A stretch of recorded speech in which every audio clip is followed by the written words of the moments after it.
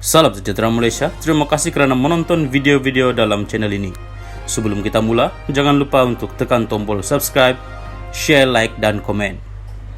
Let's go! Salam sejahtera, berita seterusnya bertajuk Nampak macam Najib aras saya tanda tangan akaun 1MDB 2013. Saksi, berita penuh, bekas Perdana Menteri Najib Razak seolah-olah telah mengarahkan rakan pengurusan KPMG Johan Idris untuk menandatangani penyata keuangan 1MDB bagi 2013. Mahkamah Tinggi Kuala Lumpur mendengar hari ini.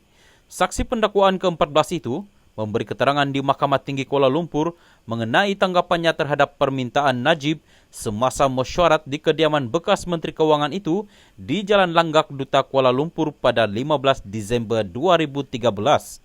Sebelum ini, semasa perbicaraan rasuah 1MDB Najib berjumlah RM2.28 bilion ringgit, Mahkamah mendengar keterangan mengenai KPMG yang tidak berpuas hati dengan kekurangan maklumat dan dokumentasi yang diberikan berhubung pelaburan luar negara AS 2.3 bilion bersamaan RM9.8 bilion ringgit oleh syarikat pelaburan negara itu di Kepulauan Cayman.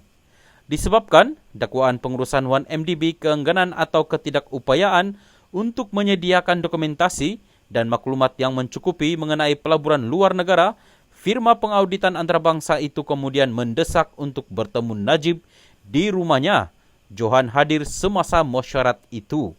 Berikutan keengganan KPMG untuk menandatangani akaun 1MDB 2013, ia kemudiannya digugurkan sebagai juru audit dana dan Deloitte telah dibawa masuk sebagai ganti. 1MDB dimiliki sepenuhnya oleh Menteri Keuangan diperbadankan MOF Inc. dan Najib pernah menjadi pengurusi lembaga penasihat dana itu. Semasa pemeriksaan, Ketua oleh Timbalan Pendakwa Raya T. Depa Nair hari ini, Johan memberi keterangan bahawa semasa pertemuan itu, Najib menjelaskan bahawa Bridge Partners, rakan kongsi yang menguruskan pelaburan luar negara 1MDB, tidak dapat memberikan maklumat yang diminta oleh KPMG. Johan menambah bahawa Perdana Menteri ketika itu berkata ia adalah kerana peruntukan undang-undang serta aspek rahsia perdagangan pelaburan Kepulauan Cayman. Johan berkata beliau menjelaskan kepada Najib bahawa 1MDB perlu mematuhi piawaian pengauditan antarabangsa serta Akta Syarikat Malaysia 1965. Jika tidak, syarikat kekayaan negara akan melanggar undang-undang. Johan, sebelum mesyuarat tamat, Najib meminta akaun 1MDB ditandatangani oleh KPMG sebelum atau pada 31 Disember 2013. Bagaimanapun, saya tidak dapat memberi jawapan kepadanya. Saya juga tidak faham kenapa 1MDB enggan memberikan maklumat mengenai aset asas pelaburan luar negara yang dikatakan sulit itu. Selain itu, tiada dokumen sokongan lanjut diberikan tentang kerahasiaan. Pertemuan itu mengambil masa kira-kira 45 minit. Dipa, apakah reaksi beliau, Najib? Johan, ia seolah-olah nampak macam satu arahan kepada saya.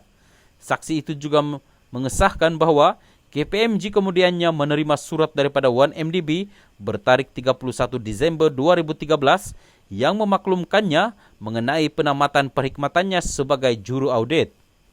Prosiding di hadapan Hakim Perbicaraan Colin Lawrence Square akan disambung petang ini dengan Ketua Peguam Bela Muhammad Syafiee Abdullah dijangka menyoal balas Johan. Najib dibicarakan atas 4 pertuduhan salah guna kuasa dan 21 pertuduhan pengubahan wang haram melibatkan RM2.28 bilion dana 1MDB. Pihak pendakwaan berhujah bahawa salah laku di 1MDB dilakukan oleh ahli perniagaan Lotek Jo dengan menggunakan kuasa Najib. Pasukan pembelaan mendakwa tertuduh tidak mempunyai pengetahuan tentang salah laku dan keseluruhan skim penyelewengan itu didalangi oleh Lo dan beberapa ahli pasukan pengurusan syarikat pelaburan itu.